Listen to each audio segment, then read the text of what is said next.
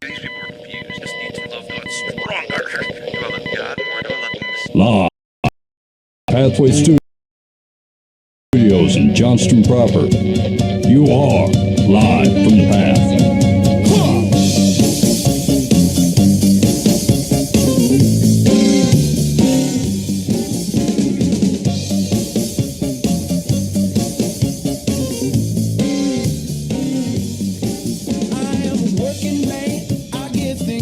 And you're listening to Live from the Path. We're coming to you from the Pathway Studios here in the big old suburb of Johnston proper. It's got a wing-ding of a show. Shoot, that's not is that inherently positive to say wing-ding? No, people don't think so. That's not right, is it? People I've don't never like heard it. wing ding in a positive light before. Okay, that's my bad. I didn't think that through. I just said whatever comes out your bin, it's going to be gold. Here's the deal: is I think that it took a dive after they named that font after it, and everyone would give it a shot for funsies, and they're like, "This is useless." I I have realize no it. idea what's being written. Wing ding's worse than that stupid Comic I Sans. hate it. Hey, you know what happens to me? Okay, hey, this is really wonky and unnecessary for this program, but I'm going to say it anyway. There we go.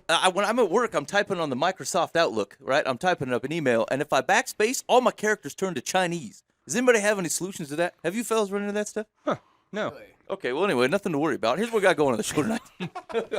You got Outlook issues, Hey, man. it's info at livefromthepath.org. You help a brother out. I struggle with the Chinese on my computer. Yeah. Here's what's going on the show tonight. First of all, I'm really excited to hear about Echo's got himself involved in business, and we've met this man before, right? Once He's or always twice. involved in some sort of stuff or another. And I feel like it just keeps amping up, this business he gets himself involved in. And so I want to hear about it, and it's some sort of combination of he's released a 5-song EP in combo with a comic book, Yeah. like a comic series. I was puzzled at first.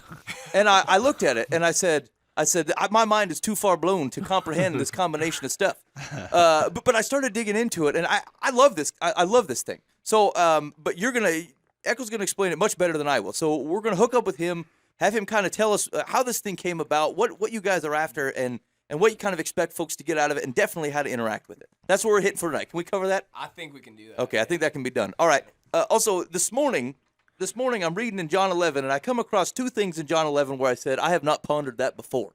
And so I'm going to share them. They're short and quippy. And then you let me know whether you've considered these things, and then we're going to move on with life. There was also an article going around that had to do with 9 unbiblical statements that Bible-loving Christians believe. And there was a forlorn woman taking notes in a forest at the cover of this thing, and I thought, this screams out. Yeah. This has to be discussed. This is me on the interwebs. It's legit. How do they know my soul? Now, you know what? I'm going to take this back. That's not a forlorn woman. That is a dreadlocked man. Herrick, can you see that picture? Is a dreadlocked man or a forlorn woman? What are your thoughts? A little of both, maybe. Shoot. Yeah. I can't handle this world anymore. Wow. I can't even live. My whole life is the lyrics to turn the page, you know? Bob Seger knows what I'm saying. All right, so anyway, we're going to hit that. We also got advice on Dear Life from the Path. Anybody Pope style this week? Pope style. Okay, Buva's got some Pope style. Here's the deal. Big thumbs up to Buva. Buva's everybody else sitting in the show, sitting around on their tuchus. And Buva's out there exercising before the show. I passed him on the way in. He's huffing the streets of Johnston. Yeah. Scared the flying heap out of me. I really thought it was like you look mammothly tall, especially in the shadows, Buva. I thought Lurch? Yeah, Lurch is exactly what it was like. It was like Lurch, and I thought Lurch is out for a stroll in Johnson. I said, you don't see that stuff every day. I am a walking Pathway Church billboard, is what I am. I'm walking around. For the better or the worse. People will see me, see this large gentleman that's trying to get healthy, and then we'll drive 2.5 miles and see another sign and go, Association. Yeah. I can see that he goes to this church. You know what, Martha? God really does love everybody. Actually, you know what it looks like, though, Buva? You were heading out of town. It looks like you were upset. The church has done something wrong, and you're out. But then if you were watching me the whole time, for those people that were playing Eye of the Tiger behind me, when I stopped a Quick Trip, I had a change of thought, and I was just like, I think I'll head back. And then I flipped to Yui, and then we're right back to the church, and here I am. I think that's fair. Have you guys ever tried to start an exercise program and done the first one in and thought, I should have died 2 years ago Yeah. with the state that I am in? Today? I rode a bike, Buva. I got on a bicycle today. Sweet. What? There's a guy from the church that was moving out of town, and he says, hey, Foost, I know you're looking for a bike. And I said, yes, this face screams, I need a bicycle. So I picked up this bike, and I rode it. I couldn't have gone 3/4 of a mile, and I was winded as all get out, and my legs weren't working correctly. And I looked at the woman that was inside the Casey's where I'd stopped, and so I forgot. I changed my pants. I changed into shorts, right? So I didn't have a wallet with me. I couldn't buy a water. And so I'm huffing water in my hands, cupping it up like a 6-year-old in the bathroom of the Casey's. And like here, I don't know how familiar you guys are with Casey's. Mike knows what I'm talking about. I know Casey's. So there's the high end we just made at Casey's. There's the upgraded Casey's where they tacked on a sub shop to it Yep. and built on like an extra 4 feet. And there's the run of the shack Casey's. The which- legacy Casey's. The legacy cases where the bathroom is hidden behind the counter. Yep. There's a bathroom, and you have to pass the And those are smokes. scary, yeah, yeah. And so that's where I'm at, in the middle of Bondu at a legacy Casey's, huffing out of the sink, throwing water in my face. And I thought, this is not life abundantly. This is not what the Lord has promised. I me. didn't pray hard enough, or like the Holy Spirit is playing a joke on me, because this is not how it's supposed to be. This stuff what I'm doing here. So anyway, That's what Jesus says. I didn't say nothing about no bike. so here's the only thing I'm thinking. The only thing I can keep from ever doing that again is I actually have to keep biking, because I don't like you that do. feeling. Like that feeling is awful. And so either I have to give up biking altogether and just watch the inches pile on, or I have to keep biking so I don't end up in this position again. That's a tough call. That's the kind of situation that I'm in for the first half mile of my walk. Because half mile into my walks, and I've been trying to exercise a little bit, and hopefully people that watch the show and avid listeners can see that I'm losing a little bit of weight because I'm proud of myself. But if I get a half a mile in, I have this weird fat guy decision point, okay? And I have to make this choice to, all right, I'm already over 400 pounds. I can just give up now, never walk again, and then just end it at like 850. Right. Or I keep pushing a couple more miles and then scare the crap out of everybody and lurch in the darkness, and then everyone's like, hey, who's that Loch Ness guy walking around? I'm pretty sure he's walking his way to the Quick Trip. He's going to go get food. Nope, he's not. And then he turned back around. That's the scary situation I find myself in. And I find myself in it every single night where I'm just like, half a mile's enough, Troy. You could kind of give it up after this. And I'm like, wait a minute. That's 600 pounds. Shut up and keep walking, Troy. I think that sounds right. Boova, you pansy, keep moving. So here's the lesson from tonight then is if you failed in a particular area of your life, you're going to get on it and try to rectify it, and you can't use your first or second experience in trying to handle things the right way as the right bellwether as to you're going to keep it going. That's fair. Like generally the consequence of doing the right thing after doing the wrong thing for a long time is that the right thing isn't as easy as it should be. And so you're just going to have to stick with that beast and ride the bicycle. I like it. And don't blame the Holy Spirit if he's not in it. That's the wrong. I don't feel like God is blessing me in this situation. Jesus, take the wheel. Jesus, I didn't say nothing about no bike. this is Jesus take the pedals, okay? That's Get off that bike, Tyrone. God don't bless no mess. All right, Echo. So tell me. You can explain this better than I can. What have you got yourself involved in? Hit me with it. Oh, too many things. The Dream State experience that just came out this past weekend is something that's been heavily involved in my life right now and a lot of my time. And what that is it's a comic book series started by Lunar 11 Studios. They're a group out of Florida. I have a buddy named Tim Denner who connected me with a guy in Florida, and I was love just like, Tim you know, Denner. Yeah, I know Tim Denner. Tim Oh, Denner yeah. is fantastic. Okay, continue. That's a man. Everyone loves Tim Denner. Moving on. I'm going to name drop Tim Denner later just so I can say I know him. I was 'Cause I talking was to him on just- Facebook just yesterday. Oh, Wait, were you really? Yeah. Oh, interesting. Wow. Okay. Why does Shout no out one to believe Tim Dan? Wait, really? I don't know. That's a good point. Something about that's untrustworthy, Dan. I said actually, crap. So now you got me off on a tangent. A random Tim Denner story. I was at the Need to Breathe concert. I heard And I was sitting on the bridge soaking up the free vibes, and I could see Tim Denner walking the grounds, and I thought I found a way to flag him down, and we came up and we chatted shop for a while, and then he offered me some lip balm, and things got awkward, and we broke ties. You know what stinks is my eyes were like, my eyebrows were up and I was half smiling looking for a great story. And then it didn't happen. And then I was trying to decide how to change my facial expression without making your story look terrible. Dude, Echo's cool, and he's got a Tim Denner story, and I wanted to tell one. be involved. That's all I had. All right, continue. Lunar Studios, that's where we were at. Yeah, because I was looking for somebody to do this kind of comic book idea because it's something that really hasn't happened in music before, where a musician has collaborated with a comic book, kind of like a concept album. The only people I can really think of is Coheed and Cambria. Yeah. They're the kind of the other ones I can think of. But we were just like, we want to make a unique experience I think the music alone is awesome, but if you had a chance to check out the comic, they killed it. It's amazing. Yeah, so that's- I checked this yeah. out just out of sheer curiosity, right? Like I'm like album. I'm like great because usually when he puts something out, I'll check it out and have a listen to it, and it's enough to get on my iPod. It's pretty solid, you know. And then it says, well, it's part of an experience. I'm like, I want to be part of an experience. Yeah, the Dream State experience, absolutely. What's this about? So then I download this comic book that comes with it. I'm like, okay, this is great. And I read through it, and like the first couple of pages in, I'm like, I'm not really sure what's going on here. Like, so I listened to a tune, like I was trying to soundtrack with it, and I thought maybe you got to like Pink Floyd this thing, you know? Maybe you're supposed to be reading and listening at the same time. Throw you in know? the Wizard of Oz real quick. It turns out it doesn't matter. Like I think both of them stand on their own, but they both actually fit together well too. So it really is an experience, just as it's been dubbed. And frankly, the website. What was the website where you can get this thing? Yeah, dreamstateexp.com. Yeah. Yeah. So when you go to this thing, like, they still don't give you any more information. They're just like, hey, download it. Because I thought maybe there'll be a teaser, and I'll be like, no, I don't want to have this. Or, yeah, that sounds great. And I get there, and it's like, download now. I'm like, you've got me pigeonholed. All right. My curiosity's way too peaked now. I got to take this. So anyway, I read through it last night. I listened to the album, and both are definitely worth checking out.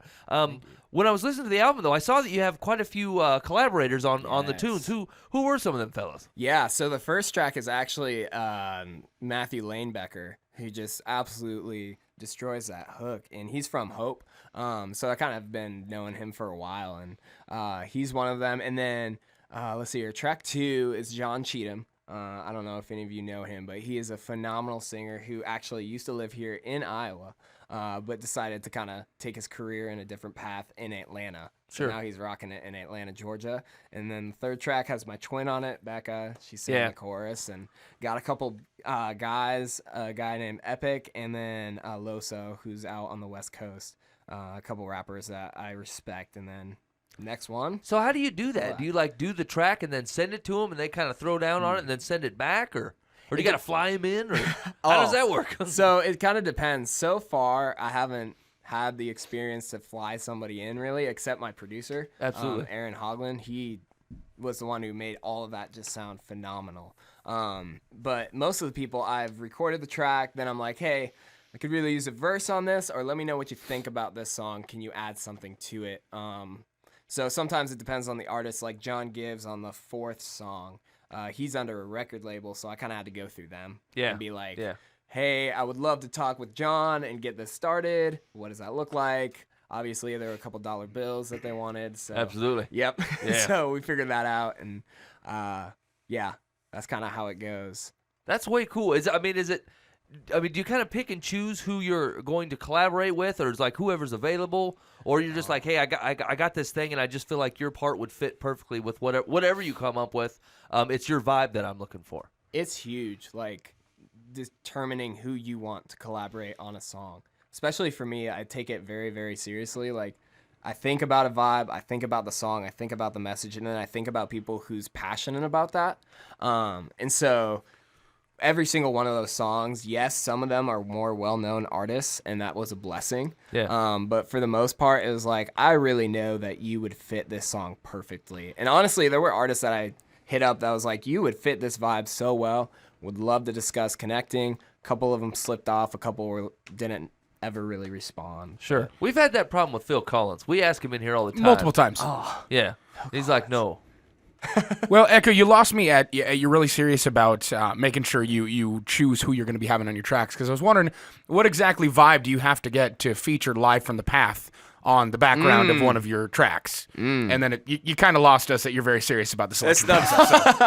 It's a family program, Booba. It's not fair to put him in that position, what you've just asked there. Well, But we're still all waiting for an answer. we are indeed waiting for this track that will be featuring Live from the Path. So let me ask you this: How did you pick Lunar 11? Like, is it have you been associated with them before? Had you seen some of their work, or is it just like how'd you get hooked up with those guys?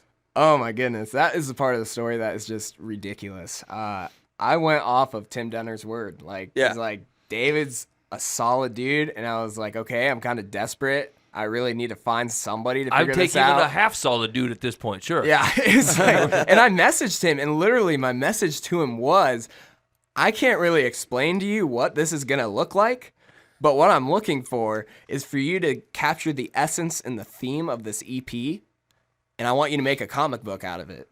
And however that looks for you, I would love to talk about it. And so he kind of at first hits me back. He's like, well, okay. I mean, I'm kind of working on my stuff, and I don't really know if I'm ready for this yet. But then he's just like, you know what? Let's go for it. And oh my goodness, I'm so grateful for him because I didn't know him at all. I still haven't met him personally. Right. I've only seen him over like FaceTime and Google Hangouts, but he is an awesome dude. David, he's the one who kind of put it all together. Does he have a team of guys, or is he the artist and all that stuff for the comic book? Or He was the creative mind behind it. He brought all the plot and all the story together, and then he had a team of people who kind of brought like tangibility to those characters and who they looked like, what it was going to be. And so he's hired different people I got you. to do different parts of it. But he's kind of the main head guy of it. So is there? I mean, there's more to the experience in the beginning, right? So there's more of this coming. Are you sure you didn't see anything on the site? Because you seem to really know what's going on here. Here's the deal. I listened to the tunes, and I wrote. Here's the deal. I read the comic book, and I'm like, well, what else happens? now I'm kind of angry. I live in a Netflix kind of world. You know what I'm saying? Yeah, you gotta have need it all. Where's the rest of the comic book? You know. I can't read this to completion right now. And then I went back and Pink Floyded the tunes again. I'm like, someone tell me what's going to happen. That's actually the reason I invited you in. I'm upset.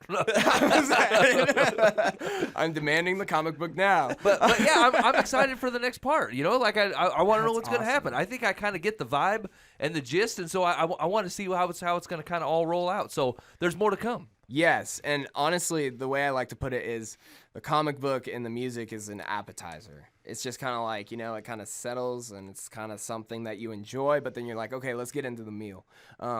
And so I'm really excited for that. The reason why we did an appetizer first is just kind of to get it out there.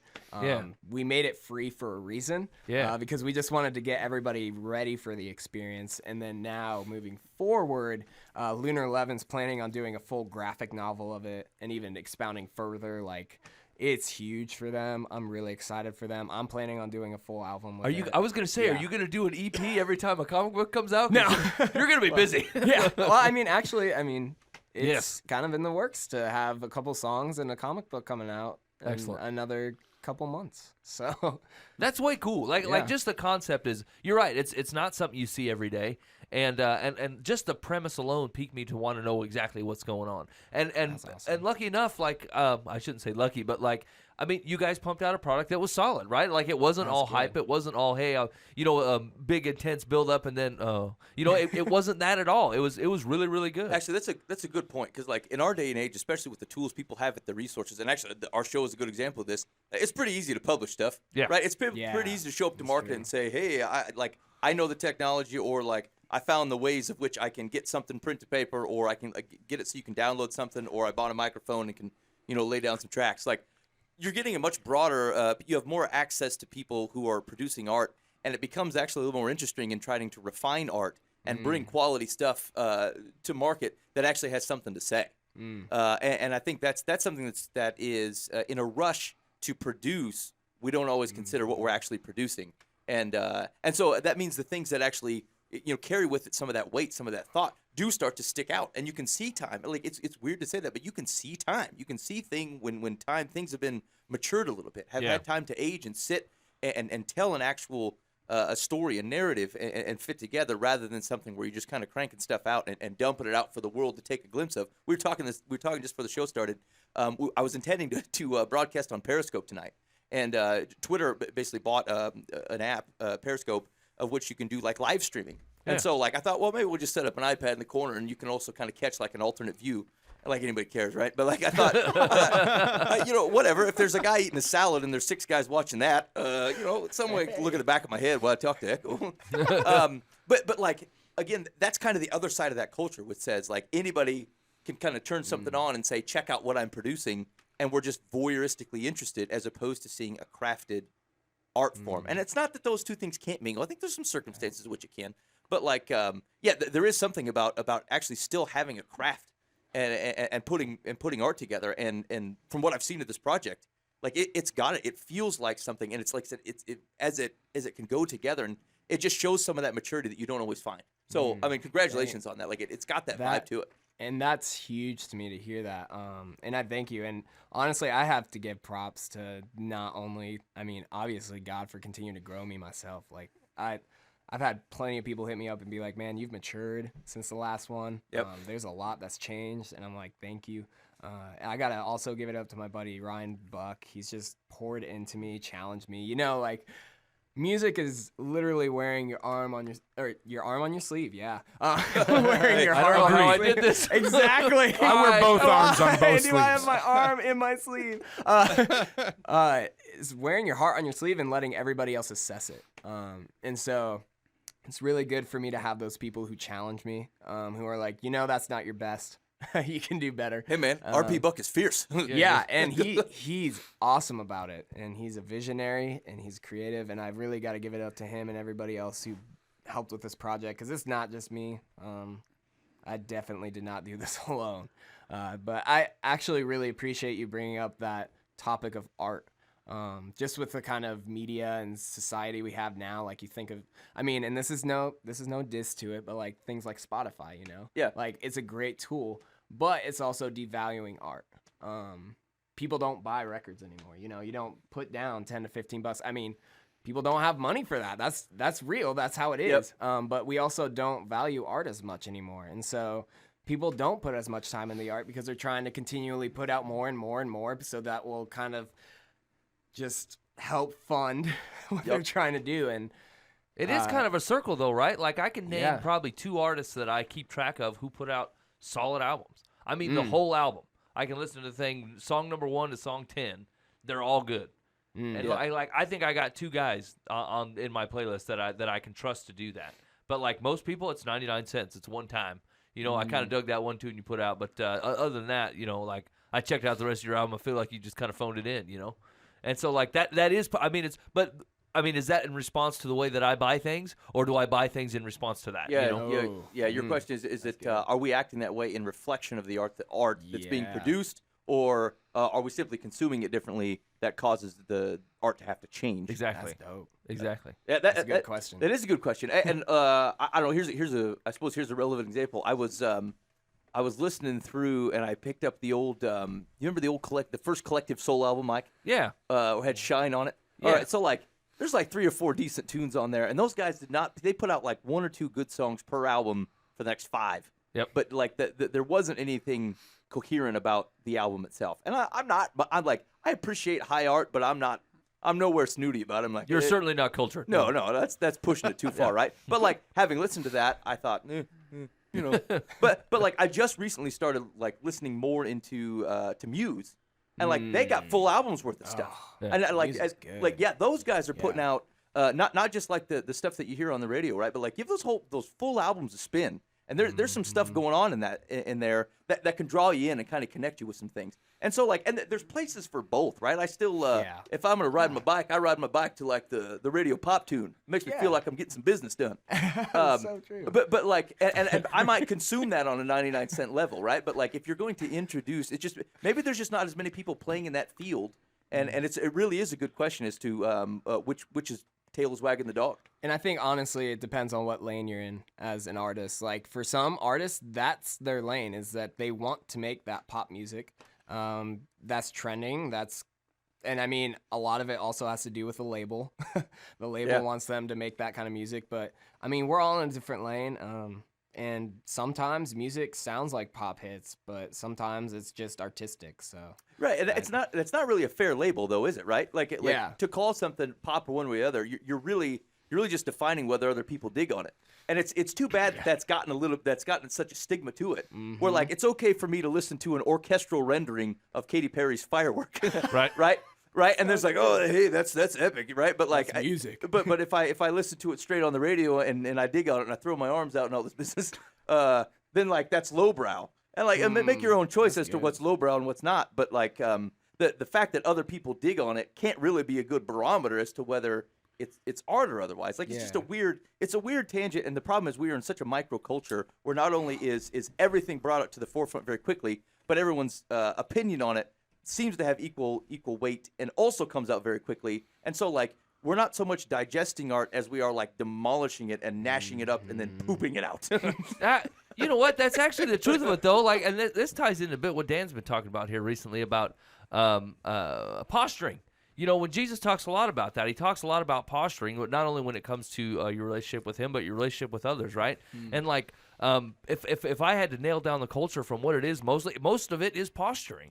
You know, most of Facebook is posturing, most of Twitter is posturing. Like, I can say, hey, I just listened to the new Echo album and blah blah blah. Like 5 minutes after I listened to it, and then you can think better of me because I dig on new music. Like Mike's a plugged into the music scene, right? Right. That's why I pumped it out 5 minutes after I read. You know, I didn't do that, but like, I mean, as soon as I hear something, I'm like, look how cool and with the times I am. Wham! I just did this. You know, like that was more of a posture. If I dug it, which I did, I invite the man on the show, and then like we'll talk about it later. You know. Yeah. And so like it really is a culture of mostly posturing to take the scene that you're involved in or the music that you dig on and let other people know how it defines you as your postured internet self. You know what I'm saying? Yeah. Dude, that is a great point. Is like a lot of even how we're interacting with art is more to try to get people to understand more about us than it is to try to actually take in a concept that is beyond us. That's exactly right. Yeah. I want to see what does this say about me? What do these paintings from the 16th century say about me? Yes. Like, how does this inform a culture? How do we understand the mind of a man that got there? How do we understand an environment or a people group that sees these things and these are either inspired or dejected by them? But instead we say, hey, I saw this. What do you think of me? Because that's Lamesville. Tell me that's not the truth though, right? The last guy that said, "Hey, I just picked up the original Apocalyptica album," that makes you want to think a certain way about him. People that talk about, I listen to I got this guy on my Facebook. Like every 3 days, he's pumping out like a new reggae album. He's like, "This is the best reggae album ever," and like I'm sure it is. But like, what are you trying to get me to think about you? That you continue to pump out? Like, do you understand that I love reggae? I love reggae. You got that? You got it? You got it? You listening to me about reggae? Hear me, And like, I get it, but like, I feel like you're more trying to get me to understand you in a certain way, which is not necessarily bad. But like, it is a bit of posturing, right? If I knew you personally, I'd know you like reggae. You know what's interesting is that like I think we see that in how people digest scripture. It's the same deal. And that's how we got into the culture where we are, we just pull stuff out. Like we yank it from where it sits in a story and we own them. And we want to say this verse belongs to me. I'm like, well, actually, he was talking to Paul, who was very poor at the time, has very little to do you wearing like a gold hat. So like, and I think that's where we've got kind of this piecemeal understanding of God's grand story, because we pull it out and say, this is what's going on in my life. This reflects it. And like, it's not that Scripture can't do that, but I think if that is the only way in which we interact with it, we get a very skewed understanding of who God is, how we exist within His kingdom, and then we're just kind of pushing each other around with bits of verses and saying, no this, no this, no this, and this is who I am because this is what I'm sad today. And I want you to know that because I gave this particular thing from Psalms. And so like there's even this aspect of how we interact with God and with Scripture that reflects some of that I think is ultimately unhealthy because it pulls our eyes from, again, understanding some of those broad narratives, which puts our lives in a life kind of context, which does bring with it hope. But sometimes we're dwelling so much on what Scripture says about me or how I want people to think it says about me that we just again we're kind of chewing it up and pooping it out. Yeah. Like we're still not digesting it and having it become part of us. I think going along with that, we tackled a concept maybe a year or two ago here on the show that was the Bible is not God's personal love letter to you. It is a book that's meant for everyone to get wisdom from and to get guidance from and to be able to jump into and understand that that's His living word. It's not the book to Ben. It's not, and it's not the book to Troy, yet we piece through it like, oh, God was obviously speaking to me directly on this piece, and therefore I can use it as ammo for myself rather than using it to glorify God and show more about His character. I'm going to show more about my character. And you can't devalue the word more than that by telling everyone out there that, hey, I'm going to share this verse from Psalms or I'm going to share this verse from Matthew that has to do with my life, and this is how I take it, and therefore you should take it this way or understand more about me because of it. And it's just like, no, you're not understanding that the Scripture is meant to show who God is, not who you are. So there's elements of that. Like I get where that comes from, right? And if I remember what we were talking about, so like there's elements of, I know how people get there. It's just short-sighted, right? Yeah. There's I can understand who I am through Scripture. Absolutely. Because I understand who God is, and through that process, it does help inform help me to understand myself better, right? So we agree on that. Yes. It's when that gets skewed, and we say the sole focus of Scripture is a dear Ben, Right. I love you, and that's it. Exactly. The word is for every single person. No one can say that it's not for them, but it's not specifically to them, for them alone. Right. It's for everyone to take pieces of. Because and to we take, find it acceptable when people take Jeremiah and say, he Yeah, needed knit me to you together in my womb, right? Yeah. They're like, yeah, that's me, right? That's me specifically. But then they don't read Zacchaeus and go, I should get down from every tree I've ever been in. You know what I'm saying? Like, Why am I standing in a I'm not sycamore? saying that. Like, I agree with you. Like, there are parts of like your value can certainly be derived from the Bible. Your value in why Jesus came and the kingdom of God can certainly be taken away from Scripture. your But identity. it is odd in where some people choose to insert themselves into the Bible and what places they don't. Right? Like, I'm definitely Jeremiah, where God knew me, knit me in the womb, and has great plans for me. But Zacchaeus, I'm definitely not that guy, right? Definitely not, And so it does seem, sometimes hard, and where people choose to insert themselves in what's for them and what's not. Yeah, exactly. Hey, so Echo, here's the deal: is the chat is wondering if you would be willing to, as I quote it, spit a verse. Oh gosh. Okay. Yeah, I think we could probably do that. Okay. Yeah. Well, I didn't. We didn't prepare a track or anything, so it's just gonna have to go okay. freestyle. Yeah, we're gonna. Do you want me to hit you with a tuning note? The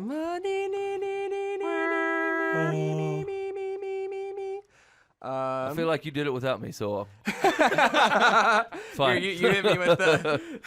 I was going to say, I think we've tried this before where I tried the beatbox. I'm not going to do that this time. I screwed it up last time. I think that's fair. I feel like I didn't make any mention of you doing anything. So far, it was just me and Echo so far. I was saying I've done that last time, man. There's your answer to the lack of collaboration on the album, Buva. Yeah. Boom. Okay, fine. Welcome to the party, I'm Zacchaeus. Hey, man, I'm trying to draw my identity from being right next to Echo. I'm trying to be cool by being next to this guy. I'm in proximity to someone cool. I'm trying.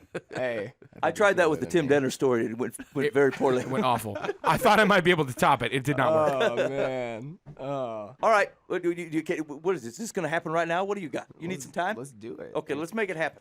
Yeah, so I'm gonna give a little bit of context. This is the second song on the album. Just because I also have my notes right here, just in case I go off. This one's called Blink. It was a really personal story for me. It was something I struggled through last year.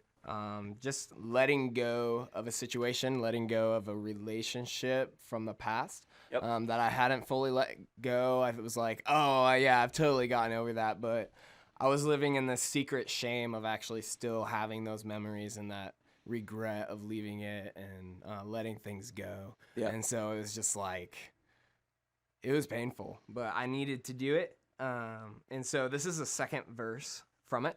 Okay. And here we go. Wish I could rewind to years ago. Wish I never left you all alone. But I put a burden on your loan, a debt of a broken, lonely soul. And I thought that's all we wrote. But I should have known that you can't let your heart go without losing some of your soul. And you can't leave the globe without you missing home. You're what I wanted all along. Too late for us to change our song. And I just want to scream, come back home. This is where you truly belong. But it's time for me to let you go. It's time for me to stand and be strong. It's time for my love to find freedom. Cause God had a reason for this all along. I won't forget about you, but I can't hold on. Gotta find my heart again and move on. Maybe I can find my own song and live life before my time is gone. I'm gone. So, yeah. Yeah. Hey, man, I remember that one. I dug on that last night. Of course, it had a bunch of other stuff going on, but I heard it. It was good. What do you mean you had a bunch of other stuff? What are you eating, toast? No. I think he was saying there was instrumental to the Hey, music. the man has put together an experience, an epic collaboration, and you're eating toast. Hey, maybe the toast is a part of the experience. I didn't say any of that. I said there was other stuff going on, which means there was background music and beats. Hey, I was referring to the project the man put together. He's far not more the meanderings of myself. He's far more gracious than I think he has to be. I'm gonna call RP Buck together and set you straight and make you ramp your life up a level. That's the deal.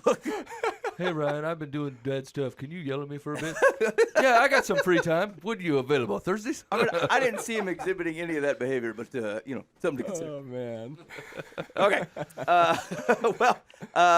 Echo's going to be in the studio. Hey, if you have any questions for him, the chat is live. Also, if you want to shoot us an email, you can do info@livefromthepath.org. Hit them with the websites and stuff so they know where to go to pick up some of this action. Absolutely. You can go to www.dreamstateexp.com. That's going to give you some preview into the album. That's going to give you some preview into the comic book. And you can also download it. Don't feel pigeonholed, but you should download it. No, you probably should download it. Yeah. What? No. I'm in agreement with that. I think that's fine. You can also find me at MikeSpitzRhymes.com. Yes. Where I also drop the beat. Are we going to have like a spit-off? Yeah, absolutely. Tell me when this is going to happen. Oh man, Is this going to happen? 11/16. That's when it's going down. 11/16, I okay. sure hope not. I'm gonna get my inspiration together, and I'm gonna turn my hat slightly Oh. over the top style. Ooh. Yep, this is all a good idea. It's gonna go All right, horribly. all right. So here we go. Here's the deal. I woke up this morning, and I'm still on. We talked about this a few months ago on the show, but I'm on a Bible before breakfast. Just helps me digest what I think I should be before I eat. Helps me keep me in line. I need things like that. And so I was reading John 11, and two statements that stuck out with me. I just thought I'd run these by you fellas and see if you noticed these before. John 11 is the death of Lazarus. And there's a part where they're talking to Jesus and and Jesus intentionally doesn't go to see Lazarus.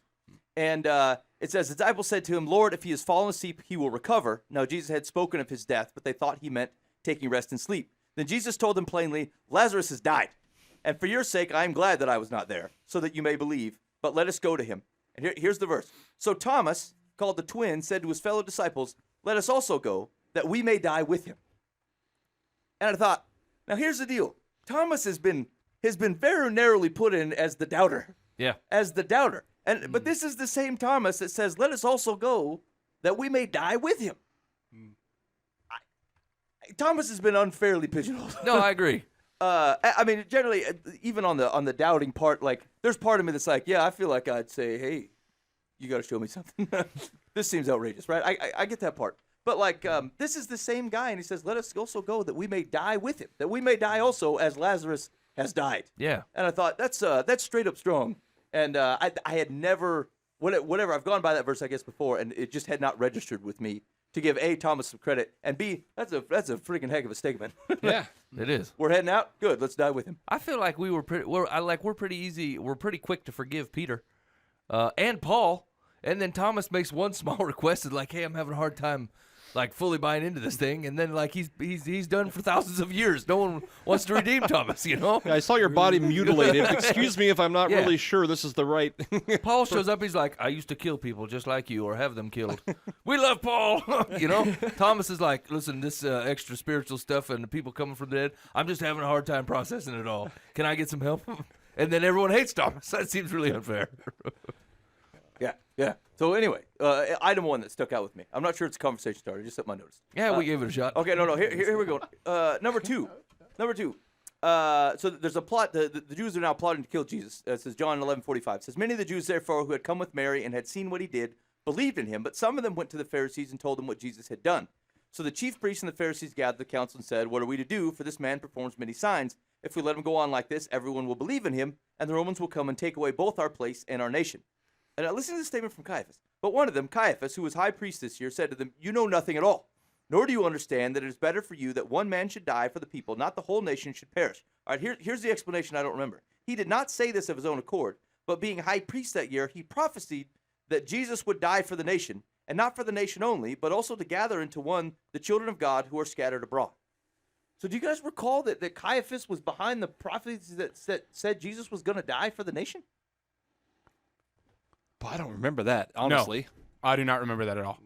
I mean, High priest that ended up like And it's like everybody charging ignored Jesus him. with yeah, the yeah, whole, whatever. hey, we're gonna kill you kind of deal.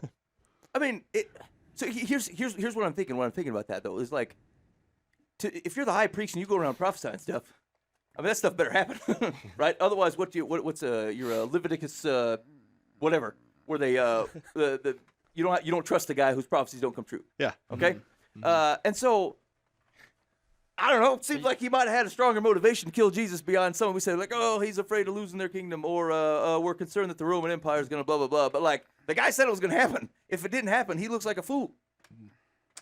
What are your thoughts, Eric? So I'm looking at this and I'm, yeah, I'm almost thinking that John has the advantage of hindsight on this one. Just he's able to look back and after seeing it all play out, say, oh yeah, well I guess he forecalled it without having known that it was going to happen.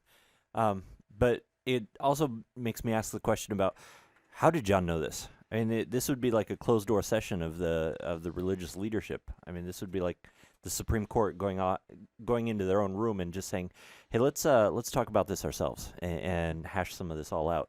And so somehow John's privy to this information. But then, I guess after looking at it and seeing and realizing what had happened, what the guy had said, and seeing, hey, what do you know? This guy called it. Well, give credit where credit's due. The guy called it. But he didn't want to just say, hey, this was Caiaphas speaking. I mean, let's give some credit to where it came from. Huh. So, Yeah. And I mean, some of these guys became believers later, so no doubt someone in that room probably did hear it firsthand that he talked to, Oh yeah. that he got the report from. Oh yeah, and Caiaphas. I mean, yeah, you're right. It's a It was interesting the way the Bible proposed it too, because it says after he says it's better for you though he did not say this of his own accord, but being high priest that year he prophesied that Jesus would die for the nation. Like it is this is the truth, but it wasn't coming from it. But it's like a but. It's like this is contributed to that. Anyway, I just thought it was interesting that like I've read that. I've been reading through John many times and can't say either of those two things stuck out at me. And it was just interesting that the two of those as I was going through John 11 jumped out. It's not that he even comprehended why Jesus was dying, the purpose behind it, or how he was saving the nation, other than maybe, well, we're going to have riots, everybody's upset. He might have just been thinking that way. We need to get rid of him because he's causing problems. But so he's saving them from the trouble he caused?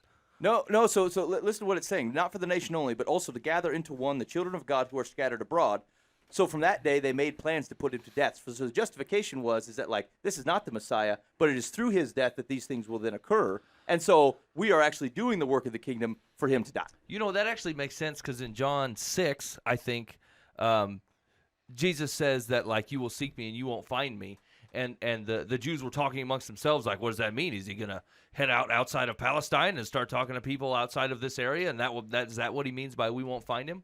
And so like that kind of actually ties that together a little bit, where he's talking about all the folks coming, all the abroad folks. That kind of brings in their way of thinking a little bit clearer. Yeah. Anyway, that's it. Just a couple things I saw in John 11. I thought, see if throw them out, you fellas. See if you recognize them. That's it. I mean, we didn't reinvent the wheel here, but no, they were just through it. interesting to me. All right, here we go, real quick. There were 9 unbiblical statements that Bible-loving Christians believe. One of the greatest gifts that God gave mankind was the Holy Bible, because the Bible is literally God revealing Himself and communicating Himself to mankind, including forlorn ladies or hippies with the dreadlocks out in the forest. I think that is a girl, by the way. You think it's a lady? I blew it up. I blew it up on my phone. How are you making that distinction? It's pretty clear. It's pretty soft, smooth hair once you get up there. What the heck, Dan? I'm just saying. it's silky smooth hair. Silky smooth hair. So yeah, therefore, exactly. it's a lady. It's not dreadlocks. I've used conditioner before. I can get it Pantene style. Can you get Were dreadlocks you ever doing a that? lady? All right. Because apparently silky smooth hair is an identifier. All right. There's This is important. So we'll see. Basically, let's see if we agree with those. However, there are many things that Jesus-following, church-going, Bible-believing, a bunch of hyphen Christians believe that are completely unbiblical. How does this happen? Often we'll hear someone quote a statement that sounds nice to us, and we'll begin repeating it as though it's biblical truth without ever researching it in the Scriptures. Several of these unbiblical statements have gained enough traction that many people believe they're actually Bible verses.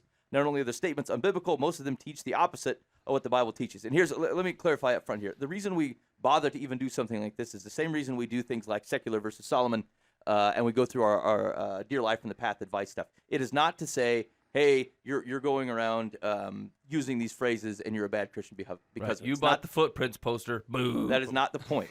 The point is to understand is where does our wisdom come from? And is there wisdom from God that we are otherwise mistaking as wisdom from the outside world or vice versa? Because ultimately, if this is where to be rooted, we want to make sure we're rooted in the right thing. And it is based upon the conversation we've already had so far and how it relates to art. Stuff like that can be misconstrued and used incorrectly. And so the point is like, if my trust is in God, I want to make sure that what I'm bringing is actually from God. That's the point, okay? So sometimes it comes offensive, like, well, I got a bookmark that's got that phrase on it, and you must be saying I'm a sinner. Paid Well, $12 for that. yes, you very are much a sinner, but that doesn't mean I hate your bookmark. It just means let's understand where wisdom's coming from. All right, number 1, God helps those who help themselves. This statement is actually anti-gospel. Self-reliance and self-righteousness, or the attitude of trying harder and doing better, actually gets in the way of the work of God. Jesus saves those who die to themselves. Then Jesus told his disciples, if anyone would come after me, let him deny himself and take up his cross and follow me. Buva, is that a big pondering breath? I've actually never heard this one before. You've What? never heard God helps Really? those who help themselves? No. Yeah. Yeah. Echo knows that one. It's a bit. It's Ben Franklin has said that, and so Is that the origin from? I think so. Yeah. Because I was thinking it kind of just sounds like good American Yeah. theology. American. Yeah, exactly. Yeah. We're American. We help ourselves, and God helps us afterwards. So you have heard this. Yeah, exactly. God, let me handle about 97% of it, and then what I can't handle, you take care of the rest, okay? Thank you, Jesus. We appreciate you. You're the best, America. I didn't see that coming. Anyway, Hey man, we run into a lot of problem with this, right? It really does where the arena where we, where especially the American Christian Church runs into problems with this is when it comes to America and God, where we're usually God and country, or and we flip it around normally as they have to be together, like they fight together as one, and that is not always true. Well, this is often the phrase people will use to not help, say, homeless people, people in need, people that are just down on their luck. Well, get a job. Help yourself, and God will help you. Yeah. I mean, that's honesty. I've Yeah. heard that multiple times Yeah. from people leading benevolence ministries. Yeah. Oh, wow. And yeah, Most of the statements on this list I would put in kind of a gray area of, okay, yeah, what you're saying, I don't find it in the Bible, or the sentiment is, could be interpreted one way or the other. This is one that actually flies in the face of the Bible. It just looks at the character of God and just completely rejects him entirely. It's like God has postured himself as someone who will help the helpless.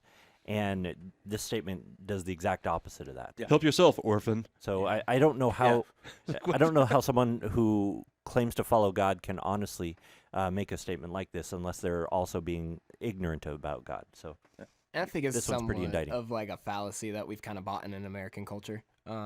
This whole with our faith, that it's just kind of like, it's just me and God and nobody else can help me, and I should never try and ask anybody else for help. It's like, that's what Christianity is. And it's like, you look at the gospel and you look at the Bible and you see God intended for us to be in community. definitely. Like, he intended for Yep. us to not just do this alone.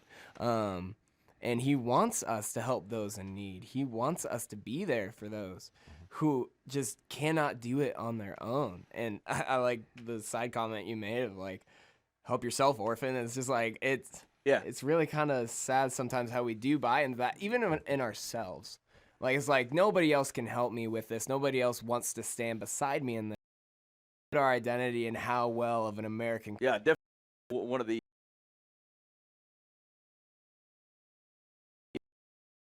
quotes that I think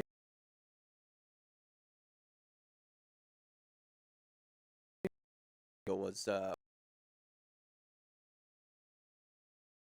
moral America is much different than an America that hungers and thirsts for righteousness. And so, like, we've kind of had this mixed bag of what it looks like to be moral, and the American definition often has very little to do with what it is to live in God's kingdom. And we are not. It's not an individual focus; it's a community focus, and the burdens of the community are shared in that way. And you're right. Often we understand our relationship with God, and we understand our relationship and how we interact with other people on a very individual basis, because it's hard to pull someone else up by their bootstraps. That's not in our colloquial phrases.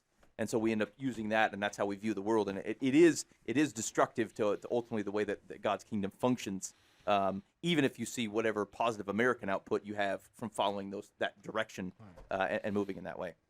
All right, let's see. We're probably going to have to split these up. Let's look at number 2. God wants me to be happy. It's a common belief that God exists to be our personal genie, waiting to give us every wish. It's amazing how we will justify our sinful actions by saying, God just wants me to be happy. Happiness is tied to feelings and emotions that are often based on circumstances, and those change all the time. God wants us to be obedient to him, trust him, and know that everything he does is for our good, even if it doesn't make me feel happy in that moment. I have no idea what Bible you're reading. It's the unbiblical statement. Yeah, Bubba. You second- can't accuse the man. He's writing the good article. I think Well, Ben reads the ESV, Bubba. Well, no. So what the article's in regards to is Bible believing Christians that get caught up in these statements. I don't see someone who reads that Bible and then finds this true. Oh, But they do. It- they do. Right, exactly. hear They it do, and over and over. I agree that it exists. That's the problem. I don't see what Bible you're reading or what verses you're reading that find it where God has happiness set up for everyone. I'm it's the sorry, I don't emotions remember the last time I overriding read what through you the know is Bible true. from start to finish and didn't see 300 people who died. A lot of painful deaths, a lot of really awful situations, years upon years of torment upon, stranded in the wilderness who's eating like manna. That didn't sound like a happy kind of time. I don't remember Job saying very many times, man, I'm super happy about what God's got me going through. Satan, thanks for what you've done for me to grow my faith in my God. I'm super happy right now. No. I don't see what Bible you're reading. You are flat out wrong, and I'm sorry for you because your expectations of your God, it's not from my God. That's not the same person that we're talking, or not the same being that we're talking about. If you think your expectations are God's going to make me super happy and I'm going to rock at this life and then I'm going to end it and God's going to go, hey, did you have a good time? The ride's over. Come on into heaven. Yeah, so the truth of this is God doesn't want you to be happy. He wants you to be joyful. And those are very different things. Yeah. Happy is something that I feel after I eat a delicious meal and I'm thinking, hey, too. I'm happy. But it's very situational. Whereas joy is something that, literally, God is the only supplier of joy. I can't get joy from a meal. I can't get joy from my friends, from my family, or anything else, any other of these temporary situations of life. I only get joy from God, from being in his presence and being satisfied in him. That's the only source of joy is him. So he's got a monopoly on it, but he gives it out freely. That's what he wants you to be filled with, is joy, not happiness. Happiness, it comes, it goes. Who cares? And I think that's a good distinction, Eric, because one of the things when we fight against God wants me to happy, I think appropriately, because that is used to justify a lot of very inappropriate behavior. It makes it sound like we're asking you to like you need to be unhappy, like that the opposite is God wants me to be unhappy, and that's false, right? That's ridiculous. But it's understanding where the source of those things come from. Like, can I live a Job? Can I be in a Job style situation and still praise God? Can my wife say, Ben, curse God and die? And I say, no. You know what I'm saying? Lady. Like, is there still part of that? And I understand where that joy comes from. That he's redirecting where you're looking to be filled, as opposed to saying like it comes out wrong. It feels wrong when we say no, God doesn't want you to be happy. He wants you to be something else, but it's not unhappy. Like that's not exactly what he's pointing you to. It's just you're trying to fill the need that you have for him in your life with something else, and he's trying to get you to stop that. God fully understands how cheap happiness is. He understands how pointless happiness is. He wants you to draw your worth and your identity through him, and that's the joy that you have. And Eric's absolutely right. You know, joy is the monopoly that God has. It's if you can find yourself calling yourself a child of God and living like that, living in the kingdom, that's where your whatever you want to call it is joy comes from. And this happiness thing that we keep promising ourselves because we think that we're good enough to be happy, that's where all this stems from. I just don't understand it. This often comes from people who are living in the emotion of the moment, and they know what makes them feel happy, even though it may be what they know is scripturally wrong. And it's the instant gratification thing. They don't want to fight through a difficult health situation, a difficult family situation. My marriage is falling apart. He just wants me to be happy, so I need to find somebody else. Instead of fighting through it and finding joy later on, that I have persevered through this and followed Christ, and I've found pure joy that I didn't even know existed. It was so beyond the happiness of the moment, but it's hard to see that down the road when all I can feel is the emotion right here. I want this right now to be good. Right. And I think that's where a lot of that comes from. Yeah. At least when I've heard it. Absolutely. And I think the thing that we sometimes forget is God stands outside of time and space. Like his focus is eternal. Like ours is usually not.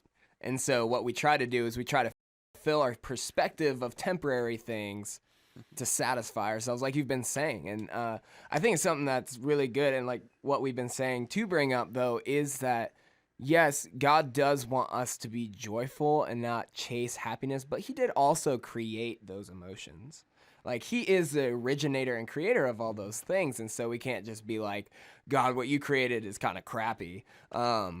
Like, I mean, it's something that we shouldn't find our identity in because we're trying to find our identity in him. Yep. It's just a supply of something he's given us that we can enjoy sometimes, but we shouldn't rely on that to be our fulfillment. Right, So, right, and he's not asking you to elevate whatever nature of that is above what he's also what he's presented as the thing that provides joy, which is generally where that's coming from, right, Dan? Like that's what you're saying is at point in time we say this is what God values above his relationship with me, the pursuit of righteousness. He wants me to be in this situation happier than I am, and it's I was talking to my wife about this week. Is like almost always, and this happens to be true for I think theological differences that I would say that I have with other people that believe things and like where people get skewed in a bunch of different ways. It doesn't tend to be a serious misconception. It just tends to be significant imbalance. Is we choose a particular thing that we believe, or we choose a particular aspect of God's character, and we say this is more important than anything else, and it takes a counterweight, and then it starts to inform everything else we believe, and it gets out of balance to the way that God actually presents himself. And that's where actually things start to go askew. And good distractions are like that, right? They're not complete lies. They're just things in which we say, here, this thing is accurate, and then we elevate it. We make it something that it's not. We lift it above other things, even though we don't really have any reference to do that. And that's how we get down wrong roads theologically. It's how we get down wrong roads in how we behave.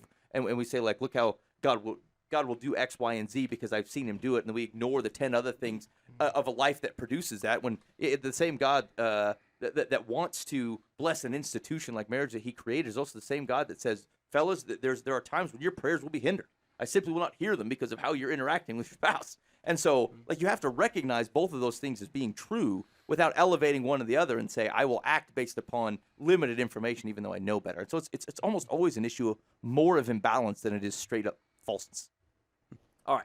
We're going to have to cut the rest of those. We'll finish going through those, or at least take some more shots at them next week. We're looking at 9 unbiblical statements that Bible-loving Christians believe. And so we got through number 2. Let's for next week, we'll try to hit on we're all God's children. Cleanliness is next to godliness, and God won't give you more than you can handle. And so we'll try to hit those 3 for next week. All right. So earlier, we've got a few minutes before we have to hit the break. Echo, let me ask you this question. So when you had this concept, like, and you said, hey, can you kind of capture the vibe of this thing in this graphic novel, in this comic book?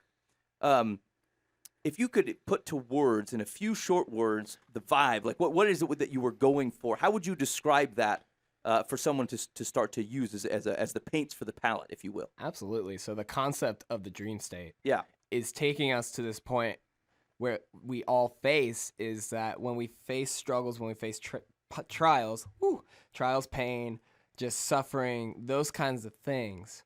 It's interesting how it kind of ties in with what we've been talking about, but we start to go to a different place. We kind of push those out and kind of pretend, oh, those aren't real. That's not happening in my life. We don't tell people about it. We're like, oh, we're good. Everything's fine. And we try to go to that place that's just happy. Yep. That place that's just, there's no problems. And it's the dream state, where the place we want to have on earth. Yeah. This perfect, like, nothing's wrong with me. Nothing happens in my life that can hurt me.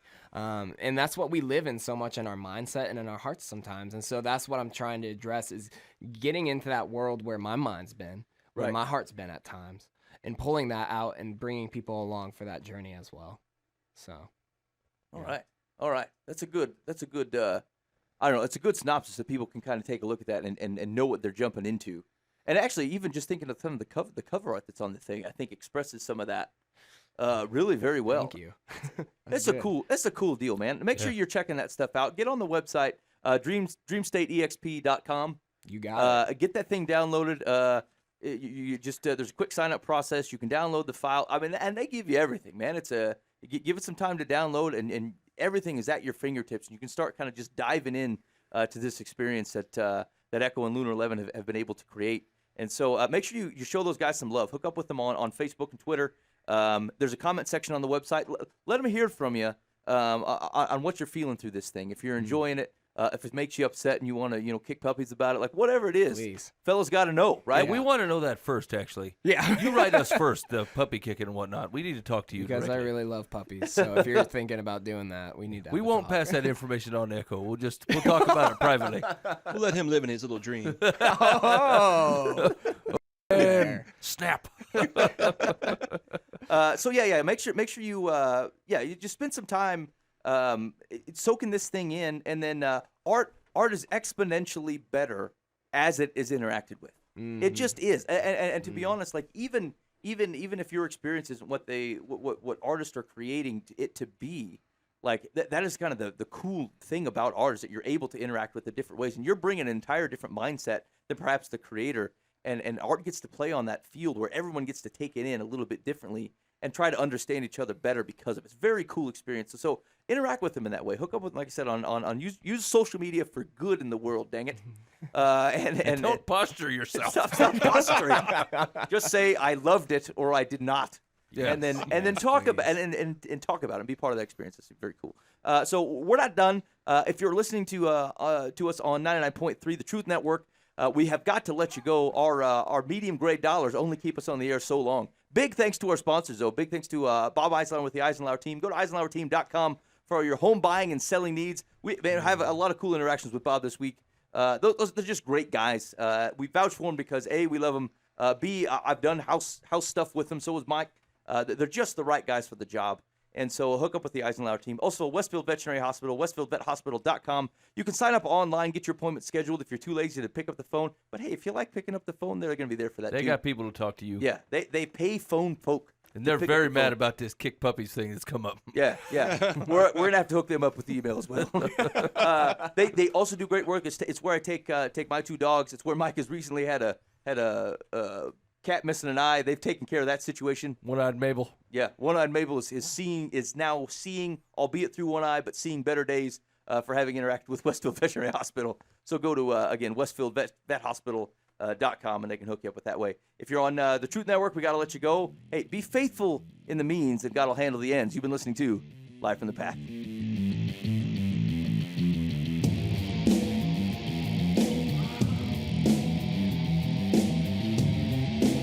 Hey, now, go for another walk. Go to Casey's this time. I don't know. Who are you leaving? What are you doing over there? I say we got more show to go, and you're standing up, getting I ready to head stood out. up because A, my legs hurt, and B, I wanted to switch chairs because the chair I was in was awful. Are you just gonna stand up? That's epic. When I might think about it. Yeah, this when might Buva be. and Echo leave, you might have to change the camera shot or something. I mean, it basically looks like we're done. It's gonna be an uncomfortable shot that everyone's Right. just like, hey, That's Buva. Hey, I get that this is internet radio, but we can't have this. come on. We've just been flagged. Zacchaeus, come down from there. Hey, just because I'm tall doesn't mean I'm in a sycamore. Yeah, that has to stop. I stood up because my legs hurt, and that chair was awful. I Do you apologize. remember? This might have been 3 years ago by now, but Ben was on some kind of kick that everybody was going to stand, and it was going to raise the energy level in the room. Yep, and then like 5 minutes later, we're all like, well, Mike can do it. Well, Two of us fell asleep. this stinks. Hey, I remember that one time I decided to stand up for an hour. No, I don't. No, that didn't happen. All right, you want some of this action? Yeah, what do you got? Dear Live from the Path. About a year ago, I loaned a small amount of money to a close friend I have known since childhood. She promised to pay me back, but has yet to do so. I wasn't too concerned because it was a minimal amount, but a few months ago, she asked to borrow a larger amount. Again, I didn't hesitate to help her out because she has been there for me several times in the past in important ways, although they weren't financial. Because the recent loan was a large one, I would like to be repaid. How do I tactfully ask her for the money without seeming petty or like I'm nagging? I don't like confrontation. And is it too late to ask that the previous smaller amount be included as well? Yes. That's awesome. From friend, not an ATM. Okay. Yeah, all right. Let's answer that in reverse order. First of all, is it okay to ask for the previous amount back? No. No, Why not? No, I Give feel up on like- it. because they're coming and asking for money from you. They don't have it. No, that's a solid point. It's a solid point. You're going to bleed a stone. All right. Secondly, how do you handle the situation about asking for the aid? Is it if it's a major amount of money, do you ask for it back? If it's that big a deal, do you not give it to them, or do you find a tactful way to say, "Hey, I need that cash back"? You want a Mike general principle? Yeah, that's have it. Obviously not stamped approved by the Lord, but this is the way that I feel about loaning out money. I just don't do it. I either give you the money or I don't give it to you. I don't do loans because I feel like this situation is awkward, and like if I have the money, you can have it. If I don't have the money, you cannot have it. You got $20? Yeah. I don't. I got 2, and you can have it. I'll take it. You're a terrible person, Dan. But I'm wealthy. But I've made millions. Off of good-natured fools who will give me money. It's Dan Low Dollar. Who keep no record of wrongs. you dumb Christian. Give me $5. So this is something that I've dealt with too. Kind of trying to figure out the whole, hey, do they pay me back? Should they pay me back? Should I be a stickler about it? I feel like what I've run into is if I'm able to set up a situation where I feel like I should be paid back, I look ridiculous right now. It's very scary, Booba. It's terrifying. If I feel like I'm in a situation where I can maintain a relationship with that person and still be in a good working relationship with that person and talk about the fact that, hey, I loaned you $500 or whatever amount of money that is, that's a large amount to you, and that person is talking to you about, hey, I'm going to pay it back. That's no problem. And you guys can have the working relationship while saying, yes, that's fine. No problems. Then it's not an issue. But if it becomes something to where you guys fight about it constantly, if it becomes something that you think you're going to fight about constantly, or you're going to have to be a stickler about it, either don't give it away because you're not going to be generous enough to be able to just let it go, or give it away and be generous enough to just let it go. That it's not your money in the long run, it's the Lord's money, and that's for them. So if you're able to give it and you want to set it up a payment plan, whatever you want to do, where you can still have that relationship and they can pay you back, awesome. But if you cannot do that, either don't give it or give it not expecting it back. I find your way more confusing than mine. That's There's fair, like- Mike, because There's you like don't depths in give it. there, and you got to see how other people Well, react. so from the perspective of if somebody needs $1,000 and I have $1,000 right now, but I would like to be paid that $1,000 back, and I can still work with you and say, hey, Mike, I got $1,000 for you right now, no issues. And you say, Troy, I really appreciate that back, and I'll make sure I pay you back. And I go, awesome. And then you actually start paying me back. It's not a big deal. But what if I don't, though? Then If you don't start paying me back and I'm not willing to let you go without it, then I need to not give it in the first place. Okay, I'm with you. So we're in agreement. Yours just takes longer. Yes, mine just takes longer. Okay, I'm with you. So be generous enough to be able to give it away if you think that there's any chance of not being able to maintain a relationship while getting it back. Anybody else? Yeah, I agree with that. It doesn't hurt to have the conversation just for your own peace of mind. Hey, do you plan on giving this back? And then just you have to write it off. I mean, she knows she owes the money. It's not like she suddenly forgot. I don't know how significant, a significant amount of money is. Yeah. But you know if you borrowed money from someone, Let's say it's $65,000. You would know that. Yeah. Yeah. I'm just throwing a number I out. bought a mobile home with your money. I completely forgot. I'm really in the straits. It was free. Oh, crap. Jerry bought me that Corvette. I forgot about that, man. By the way, I got a new address now. You can't have it. I actually had a friend years ago, 20 years ago.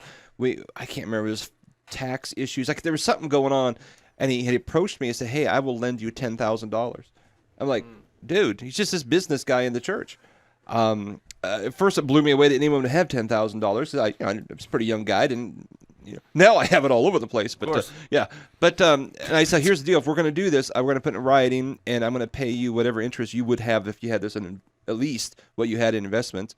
And so we made an agreement, and I paid him back. I mean, but it was a benefit for him and us. It was a blessing for him and us because he got to help us, and I got to pay him back. But I can't imagine not remembering. No, that seems unlikely. Okay. Okay, so secular's advice is you don't have to be confrontational, and I wouldn't advise it anyway. In light of the fact that your friend has made no effort to repay the first loan for the entire year, it would be neither pushy nor nagging to ask when she intends to start.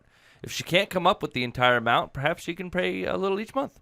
However, if she won't start paying you back, you may have to accept that you won't be getting any of your money. In the future, you should not lend anyone money without first getting a signed note stating that the money is owed to you and when it will be repaid. That way, if necessary, you can take the matter to court and have a leg to stand on when you get there. Yeah. Yeah, that's how I like to posture my relationship with friends. If only I'll have a document of which I can take someone to court later. That's true. Hey, It's a man, solid thought. I'm kind of in the straits. Can you loan me like $500? Listen, I plan on this going to litigation. I have every intention of suing you at some point in time if you don't pay me back. I don't know what false premise friendship you think we're on, Zacchaeus, but I tell you what you're going to do. Hey, man, you still coming over for football on Sunday? You still owe me money. Hey, this is Booba. You owe me money. Really? That'll be $20 for that baked potato. You owe me $700 and you brought the just small jar of queso? I would have wrote it off if you would have brought a couple jars. I see you brought the big gulp with you. Must be rolling in the money at your place. That looks like a new shirt there, bud. Here's the thing. It's not unreasonable. It's just not helpful. Yeah. Right? It just doesn't accomplish anything that as a Christ follower that I'm looking to accomplish. I mean, the truth is like, Dan, your situation is a little different because, like, that was for your peace of mind more than his. Yeah, You know what I'm saying? Oh, yeah. And it's like, hey, I need to be careful in case I need to take this guy to court. Like, I don't want to take him to court. I'm more likely, because I don't like handling complication things, I'm more likely to handle it Mike's way. Where I'd be like, if I have it, you can have it, and you just have it outright. If not, I don't have it to give you anyway. And so it answered my own question. Very basic way of handling things. It makes my life a lot easier. Yeah. Okay, dear life from the path. My boyfriend and I have been together for 3 years and have planned our first vacation together. We decided to split the expenses 50-50. This is brilliant. Last week, he announced that he has invited his sister and her boyfriend to go along and stay with us in the apartment we rented. Not only was I shocked that he would invite them without checking with me first, I became upset when he said he wasn't asking them to pitch in any money. Normally, I'm not stingy when it comes to sharing, but I'm angry, and I wonder if I'm overreacting. His mom died last year, and his sister's the only family he has left, which he tends to remind me of to make me feel guilty. How should I react to this? Okay. Well, go ahead. Yeah, he very much changed the nature of whatever this vacation was that you were planning. Which So- is good. It should not be entirely romantic due to your non-married status. Yeah, I was saying they're in separate rooms anyway, right? So what's the I big agree. deal? Ladies sleep in one room, dudes in the other. There you go. That's not what she was asking. I know. I was just.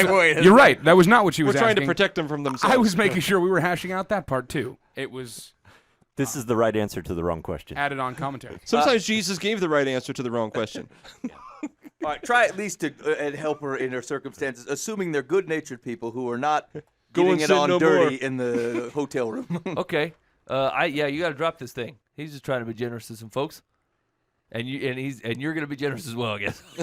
Yeah, if you're not taking on more costs based off of these people, and You and were it- paying 50-50 in the first place. I was gonna Nothing's say really changed. Yeah, no, your situation hasn't changed unless he's asking you, hey, by the way, they're not going to be pitching any more money, and we're going to be paying for every single thing that they're doing. Oh, and we're going to be splitting that too. I thought she was That's- going to say that he invited them, and then he's splitting the cost 3 ways. I expected that too. And she takes 50, and then they 3 take the 50, and that I thought, well, okay, this sounds reasonable to be upset about. Yeah, that'd be Although, I understandable mean, if they're to all be paying fair, like like 18%. that's a whole different dynamic, right? Like vacationing with your significant other or vacationing with 3 other people, like that's not the same deal. No, and so, right. like, I'd be upset about that. I think, Yeah, Here- that's what I meant by he has changed the nature of the. Of Yeah. Yeah. yeah. It's understandable for her to be upset if she wants to go and have the conversation with him, saying, "Hey, we had a vacation plan, and I feel like you did not come to me at all about this new decision, and I understand." And where I you're don't want to coming go. from. I don't And want to I'm go the one hang out with your sister and her boyfriend. It's I don't a know if really you have to be odd that big of a jerk. thing. It's I'd say, they are dating, which means the whole purpose of dating is to find someone to be married to. So she's already found he's not the guy to marry. Just go ahead and dump him. Dan Based off says what? just break Based off. off of Whoa, whoa, whoa, Break it whoa, off. whoa. Break it off. You marry a Breaking- person, you marry their family. So this is a good opportunity I know, for her but to he's get not to a know his communicator. family. He did not communicate that. Now he was hold bringing- on a Correct, minute. He's yes. not a communicator. That's every guy I know, Dan. Yeah, there would be no marriage anywhere. They'll That's be a broad coming to me brush in to 10 paint on years the saying last my 3 years husband of never relationship. communicates. All right, hold on. Hey, I want to be happy. One guy at a time here, folks. This is radio. Hey. No one can see you acting like a bull. Bubba won't stop talking, Ben.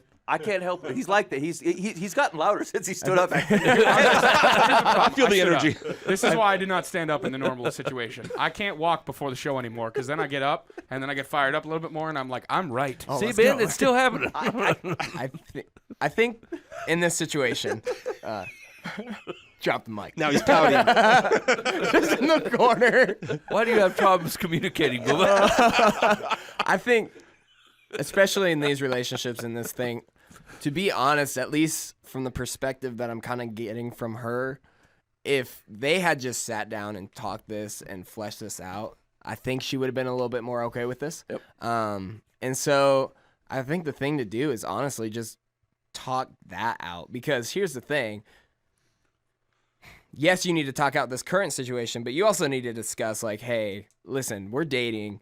We need to have this kind of communication. Like, those are kind of big deal questions and decisions that we should be making together. And that, like, that's a growing process together. And because nobody's going to be perfect and always communicate right. And I mean, this is a very different turn of events with his decision that he's made, but I think Sometimes you get to know people who can't judge a room. You know what I'm saying? Like, they don't have any. They're just their ability to walk in and tell whether like the people are mad at them or like whether a fight has just happened like 5 minutes ago and there's a certain thickness in there. Like, they don't grasp that kind of crap. You know, like this dude comes. Are you doing that thing again? This thing comes off as one of those kind of guys. You know what I'm saying? Like, he's like, yeah, this sounds like a great idea. Doesn't judge that maybe this might upset his girlfriend in any way. Right. He's just like, yeah, great, come along. It'll be great. We're going out of town. You sound like you could probably use a break. They got some stuff going on. Come on. You know what I'm saying? Like, so, I mean, it's easy to paint the guy as some kind of jerk face who, you know, just wants to do whatever he wants, but he just might not have the wherewithal to be able to judge reactions of others very well, and it just was overly generous without thinking it through.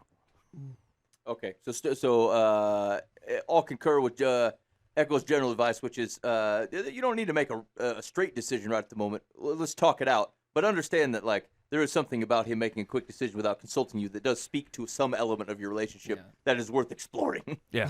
Okay. Secular advice.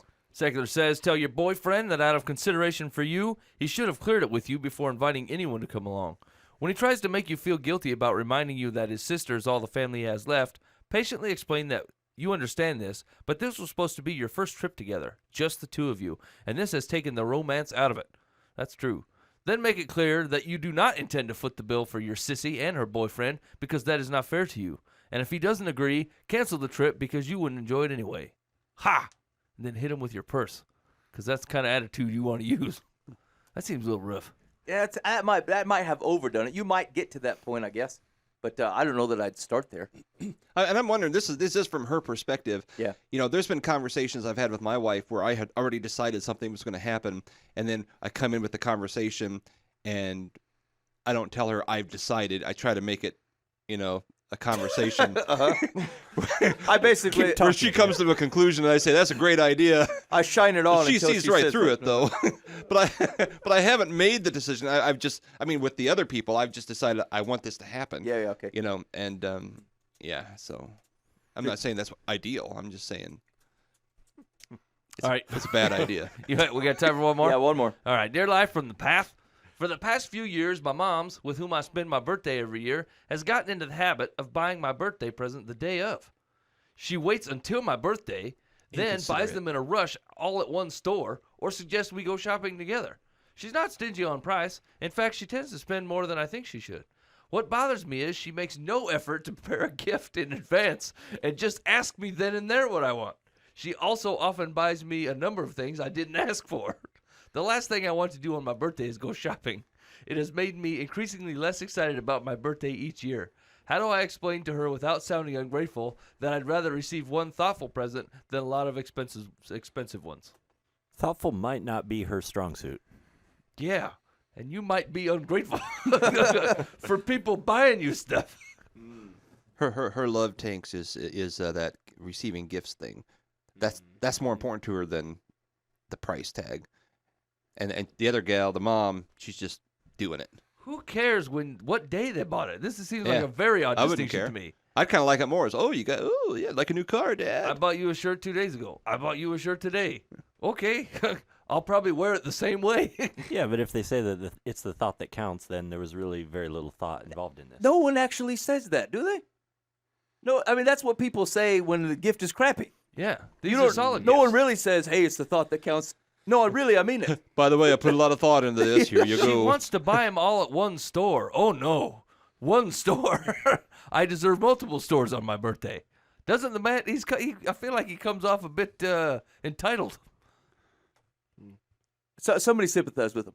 No, I'm trying to. I'm really, really Nope. trying to. Nope. you're an adult. Shut up. You don't get a birthday anymore. You are no longer birthed. You get a, Yeah, how you does get this a girl- birthday You're an every unearned- 10 years. Okay, Why do you you know what? think I'm with Buva. Why do you think it's a woman? Well, I thought it was. I thought it was a dude. Is it a dude or? I just know it's an adult. It doesn't say. Guys don't care. Oh. That's something a girl would care about. Yeah. I feel like I know some That's dudes that would offensive, care probably, about Dan. That probably Yeah. is. There's a good chance that's offensive, Dan. Oh, that's definitely a girl. Yeah, that's rough times. You get a birthday at the turn of every decade. Hey, shut we'll up. edit Dan's out and just say that Echo said it. Hey, did you know that like 75% of the people that watch the show on YouTube, like our show on YouTube, are women?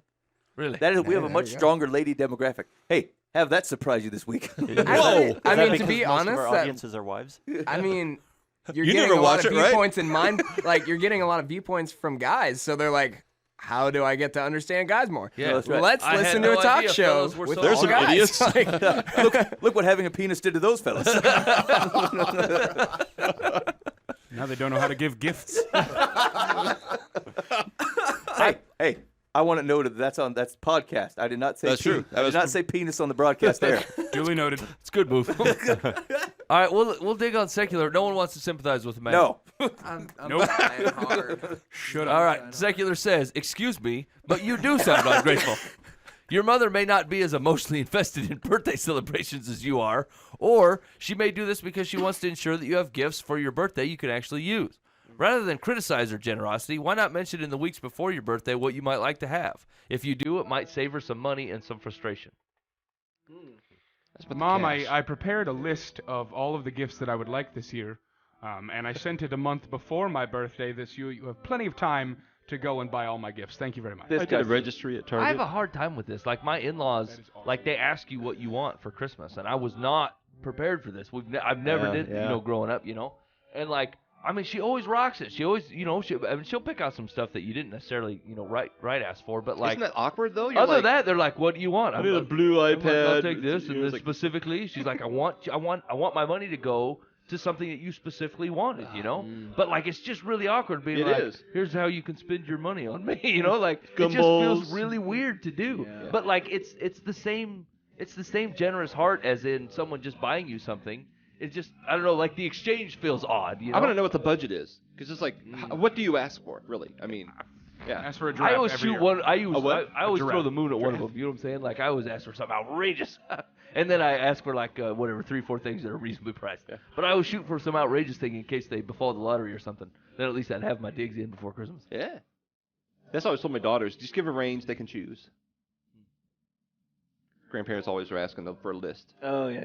Yeah. It's like, All right, here's the deal. You've been listening to Life and Path. Thanks so much for hanging out with us this week. Hey, a big thanks to Echo. Echo, thank you so much for coming in. It's always awesome to see him. TheDreamStateEXP.com. That's right. Download that beast. Hook up with them with Lunar 11 and Echo on Twitter and Facebook and stuff. Keep that conversation rolling. Enjoy some good art and share that with other folks. And big thanks to our sponsors, Bob Eisner with the Eisenhower team and Westfield Veterinary Hospital, westfieldvethospital.com. Be faithful in the means, doggone it. God will handle the ends. Thanks for listening to Life in the Path.